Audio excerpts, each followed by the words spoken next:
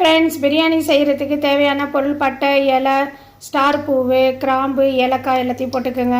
பெரிய வெங்காயம் ஒரு 3 இது எடுத்து நீள்வாக்கில் நறுக்கி அதையும் போட்டுக்கோங்க. வெங்காயம் நல்லா வதங்கி ப்ரௌன் கலர் வந்ததுக்கப்புறம் 1 table spoon ginger garlic paste போடுங்க. பச்சை வாசனை போகிற வரைக்கும் நல்லா வதக்குங்க. வதங்கினதுக்கப்புறம் தக்காளியை போடுங்க. ஒரு 3 தக்காளியை நறுக்கி வச்சுருக்கேன். அதை பிரியாணிக்கு தேவையான அளவு உப்பு போடுங்க. புதினா கொத்தமல்லி போடுங்க, வதக்குங்க. காய்கறியை என்னென்ன காய்கறி வேணுமோ அதெல்லாம் போடுங்க. கரம் மசாலா தூள், சில்லி பவுடர், மிளகாய் தூளும் கரம் மசாலா தூளும் இதில் போட்டுக்கோங்க. மீல் மேக்கர் தண்ணியில் அலசிட்டு வச்சுருக்கேன், அதையும் இதில் போடுங்க.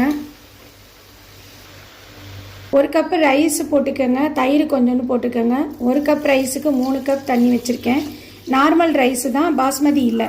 குக்கர் மூடி 2 விசில் அடித்ததுக்கப்புறம் சூப்பரான பிரியாணி, வெஜ்ஜு பிரியாணி ரெடி ஆயிடுச்சு. இது சூப்பராக யம்மியாக இருக்கும்.